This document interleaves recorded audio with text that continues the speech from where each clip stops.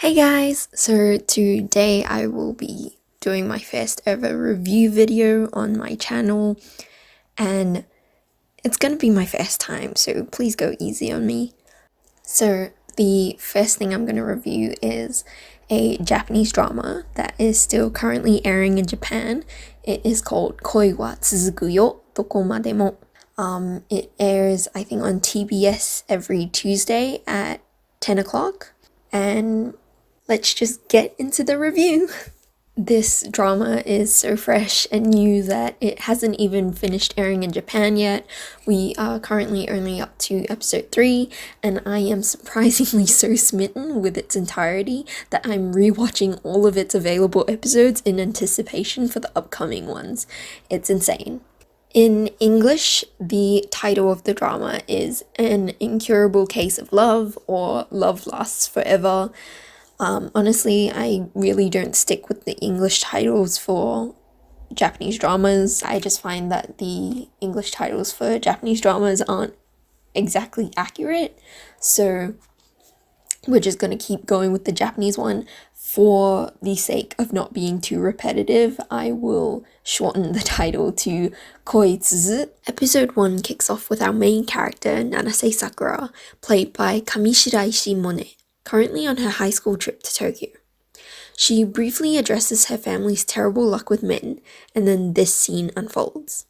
Sakura witnesses the anaphylactic reaction of an elderly lady, and she completely freaks out when the woman collapses in front of her. Our main character immediately realizes that she has no idea how to react to a situation such as this, so she frantically cries out for help. And we meet our man of the hour, Tendo Kairi, played by Satoh Takeru. Tendo deals with the situation in a calm fashion as he jabs the woman with an EpiPen and everything's all hunky-dory. When the ambulance arrives, Tendo reveals that he's actually one of the doctors stationed at a local hospital, and Sakura instantly falls in love with him when he praises her for screaming so loudly. She then makes it her mission to study real hard and become a full-fledged nurse, all in the hopes of one day meeting this supposedly out-of-this-world doctor once more. The story then skips ahead, and we're expected to believe that Sakura dedicated 5 years of her life to nursing just so that she could meet this one man. While it's easy to be cynical, I'm enjoying this drama way too much, so heck yes, I will believe it. And of course, Tendo doesn't have a single clue as to who Sakura is 5 years later. And if you thought that he would've, come on, he's a doctor. Do you know how many anaphylactic incidences he would have had to deal with within a 5-year span? Either way, the story continues on as we get introduced to a few patients, and Sakura attempts to be the best nurse that she can be, while still remaining hopeful about the prospects of dating her boss in the future. Now, one thing that I wasn't aware of when I began watching this drama was that it was actually based on a manga. Not only that, it was also written by one of my favorite manga authors, Enjoji Maki. I think that's her name. I absolutely loved her past works, and I'm so happy for her that she managed to turn another one of her series into a drama. Though I must admit that I do prefer this drama adaptation compared to Happy-Mari. I just feel that Happy-Mari's drama really didn't do the manga justice, and the fact that the drama wasn't insanely successful just proves it. I'm sorry for saying that, but I still deeply love these people. And you might be wondering how different this drama is from its manga. And that is why I went back to check it out. Now, let me tell you this. The drama is pretty different, and that is not a bad thing.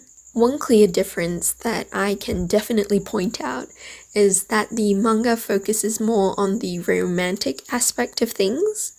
Apart from the main characters flirting in the workplace and so on, there really isn't much to do with the medical side of things. However, the drama made a great choice by presenting itself as a medical drama with a huge helping of rom-com on the side. But as you might have already gathered, the drama does dial down the romance because of this. So, If you're more focused on the relationship side of things and don't really care about the show kind of making sense, then you might be slightly disappointed. Right now, I think that I definitely prefer the drama over the manga. While the drama is anything but realistic at this point, the manga literally gives the reader the impression that the main characters don't spend their time saving lives at work. For example, please excuse them while they spend their days organizing dates in the workplace and use the on-call room as a place for the important doctor to feel up his subordinate.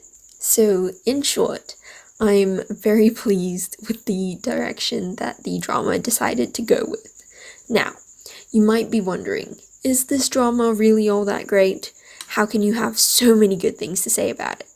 Well, I do have a couple negative things that I would like to address. But the biggest one that is bugging me is Takeru.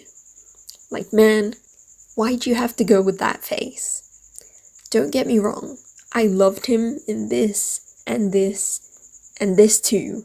But dude just keeps giving the stink eye in this drama, and I have no idea why.